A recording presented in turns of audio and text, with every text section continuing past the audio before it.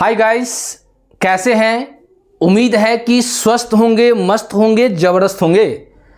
तो आज जो है हम क्लास 12 का जो चैप्टर है पार्टनरशिप का जो लास्ट चैप्टर है, डिसोल्यूशन ऑफ पार्टनरशिप फॉर्म यानी कि साझेदारी फॉर्म का विघटन के बारे में बता रहे हैं। जो कि जैसा कि आप जानते हैं कि इससे पिछले क्लास में आपको हम बेसिक कंसेप्ट बताने का प्रयास किए, उससे रिलेटेड जर्नल एंट्री बताने का प्रयास कीजिए।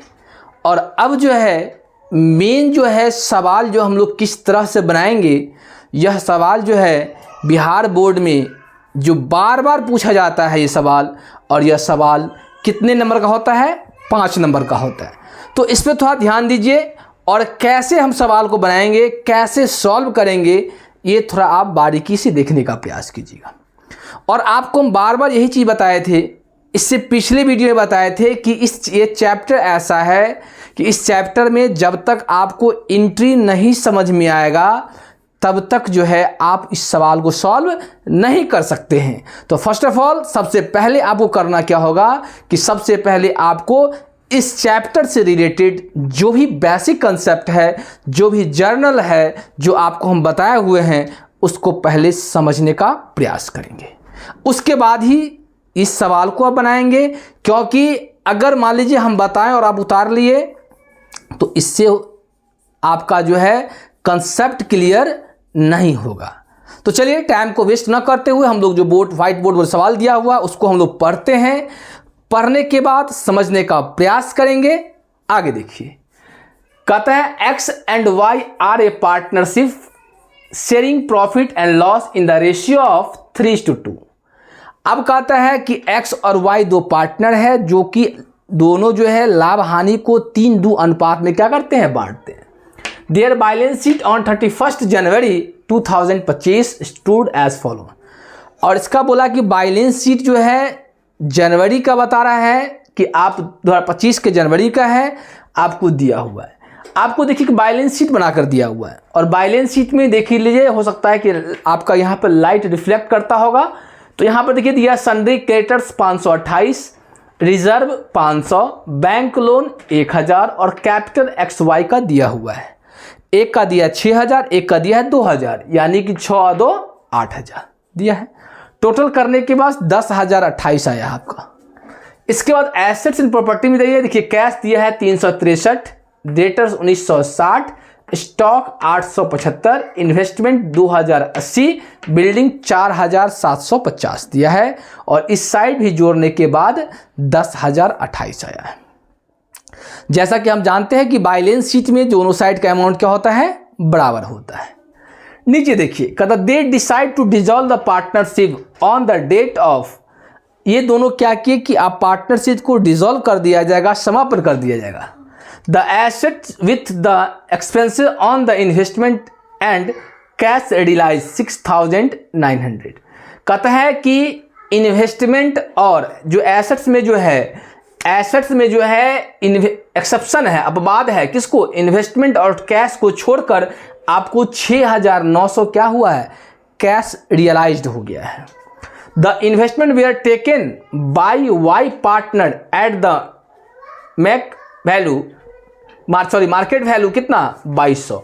अब जो इन्वेस्टमेंट को यहाँ जो नहीं रियलाइज किया था, उस इन्वेस्टमेंट को वाई के द्वारा जो है मार्केट वैल्यू यानी 2200 में क्या कर लिया है? ले लिया है। Who also agree to dissolve the loan. और बोला कि वाई क्यों लिया है? वो एग्री हुआ है कि हम जो है जो लोन है बैंक लोन का वो क्या करेगा? भुगतान करेगा। Agree to discharge the loan. उसके बाद the expenses of deletion were कितना? 110। रिलायसन एक्सपेंस जिसको कहते हैं वो 110 रुपया है। The creditors were fully paid 503 in the full settlement. जब कहीं भी आपको लगा होगा फुल सेटलमेंट, ध्यान दीजिएगा, फुल सेटलमेंट का मतलब होता है कि कहीं ना कहीं डिस्काउंट पे ही पेमेंट किया गया है।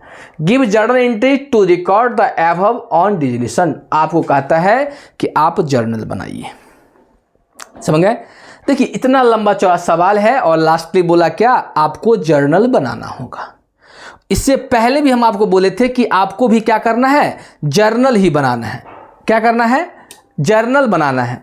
और जर्नल बनाने के लिए आपको हम जो है बेसिक चीज़ बताए हुए थे कि हम लोग जर्नल कैसे बनाएंगे, किस किस को ट्रांसफ़र करेंगे। ध्यान दीजिएगा, आपको हम नोट्स में कुछ चीज़ बताए हुए थे नहीं कि आपको ट्रांसफ़र करना है, किसको ट्रांसफ़र करना है, किसको ट्रांसफ़र नहीं करना है। इस सारे चीज़ जो है आपको हम पिछले क्लास में बताए हुए थे। कोई दिक्कत? तो सबसे पहले हमको क्या करना है कि बैलेंस शीट, जब ऐसा सवाल हो, जब बैलेंस शीट में सवाल दिया होगा तो ऐसी दशा में सबसे पहले जो एसेट साइड है और एक क्या है, लायबिलिटी साइड है। ध्यान देंगे कि बैलेंस शीट में डेबिट और क्रेडिट नहीं होता है, तो एसेट साइड और लायबिलिटी साइड, एसेट साइड में जो भी एसेट्स है सारे एसेट्स को हम लोग क्या करेंगे, रियलाइजेशन अकाउंट में ट्रांसफ़र करेंगे। किस में करेंगे, रियलाइजेशन अकाउंट में। तो चलिए सबसे पहले हम लोग एंट्री पास करते हैं। पहला एंट्री क्या होगा, पहला एंट्री हम लोग सारे एसेट्स को रियलाइजेशन में ट्रांसफ़र करेंगे। तो एसेट्स मेरा कौन बैलेंस होता है, डेबिट होता है। ट्रांसफ़र करेंगे तो क्या होगा, क्रेडिट होगा। तो एंट्री क्या होगा,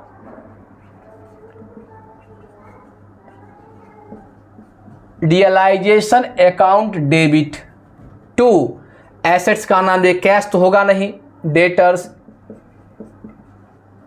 डेटर्स अकाउंट। टू क्या होगा,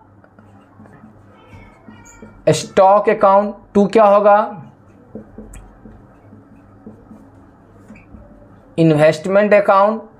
टू क्या होगा, बिल्डिंग अकाउंट, बिल्डिंग। अब सबका अमाउंट लिखिए। डेटर्स का कितना है, 1960, उसके बाद 8750, उसके बाद 2080, उसके बाद 4750। अब सब अमाउंट को जोड़िएंगे।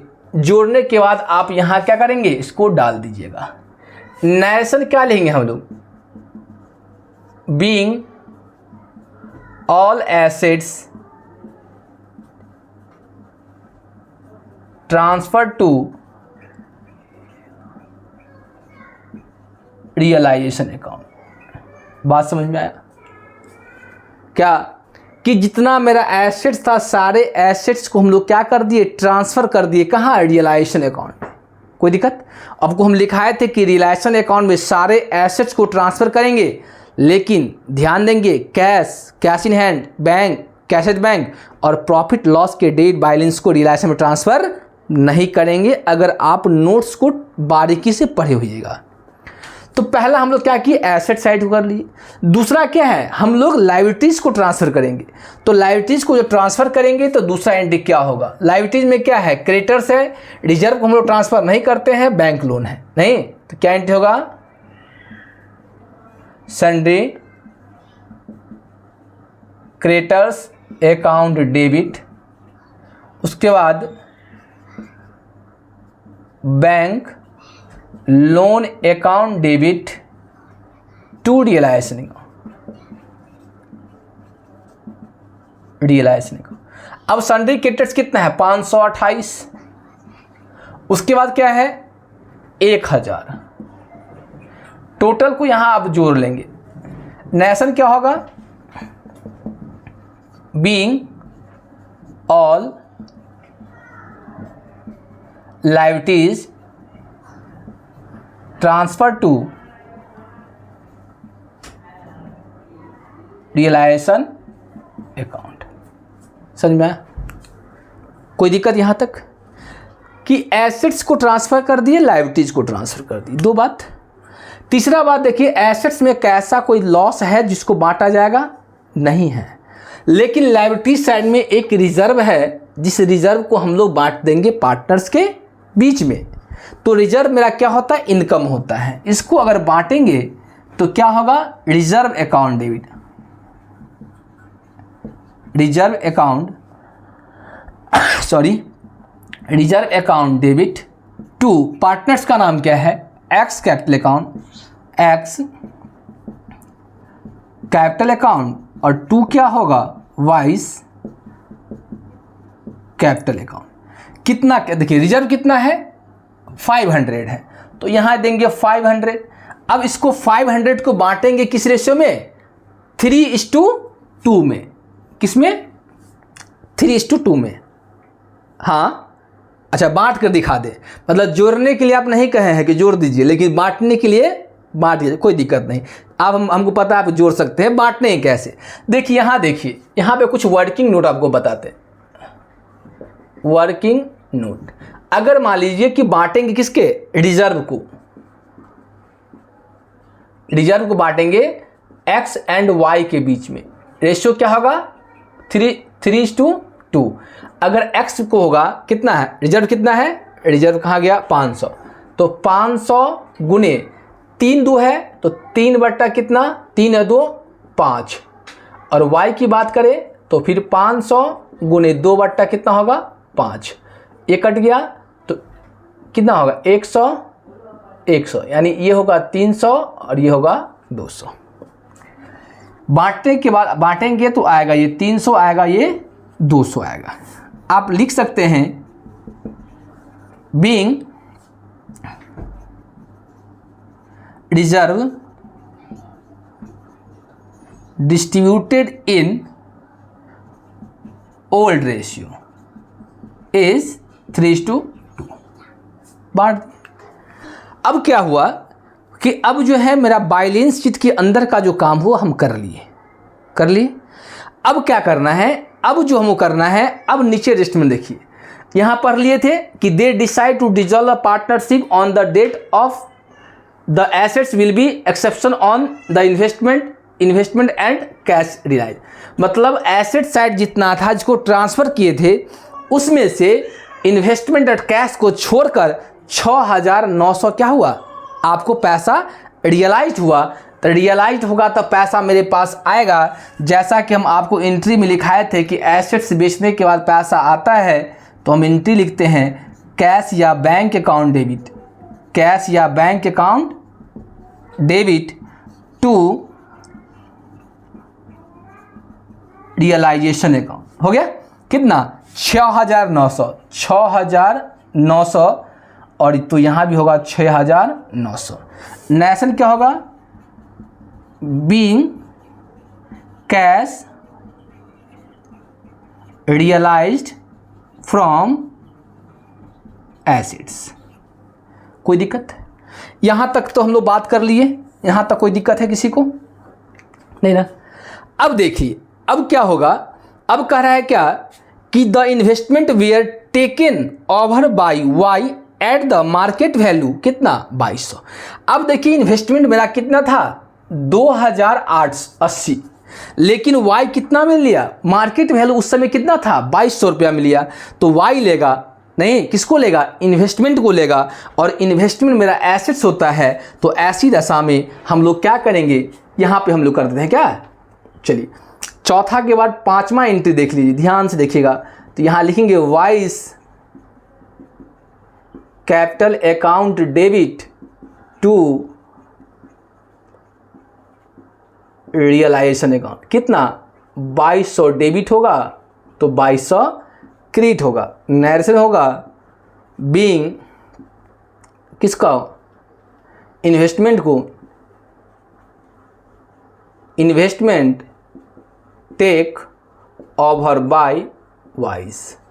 समझ में? अब क्या किया? इन्वेस्टमेंट को कौन ले लिया है? वाई ले लिया है। यहां तक हम लोग क्लियर हुआ। उसका who also agree to discharge the क्या? लोन।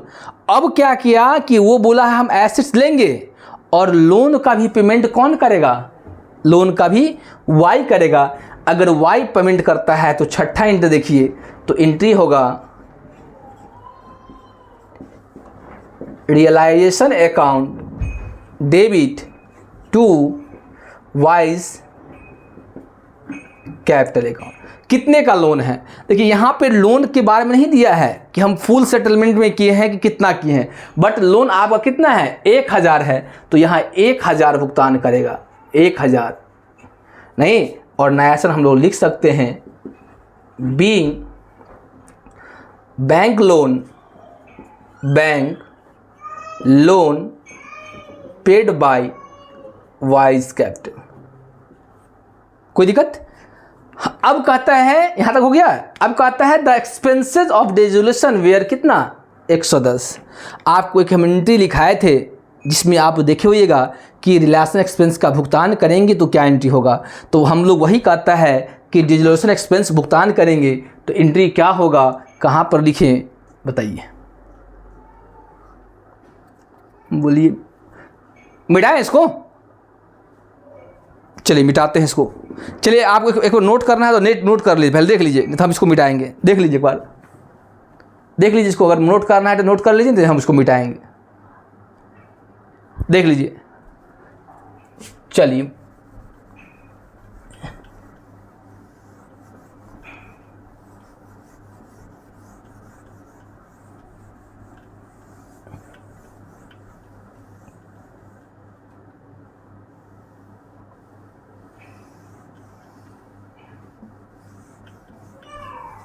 चलिए हो गया। चलिए अब देखिए रिलेशन एक्सपेंस हम लोग क्या करेंगे, पेड करेंगे। तो छठा एंट्री के बाद सातवां एंट्री क्या होगा, सातवां एंट्री होगा realisation expense account debit to cash या बैंक अकाउंट। देखिए हम दो लिख रहे हैं, कैश या बैंक, आप कोई एक लिखेंगे। अब वो क्या लिखेंगे, बैलेंस शीट में अगर कैश दिया है तो कैश लिखेंगे, अगर यहाँ मान लीजिए कि अगर बैंक होता तो आप बैंक लिखते, कोई दिक्कत। कितना कर रहा है 110, 110। नेशन क्या होगा, बीइंग रियलाइजेशन एक्सपेंस पेड हो गया, यानी वसूली का भुगतान हो गया।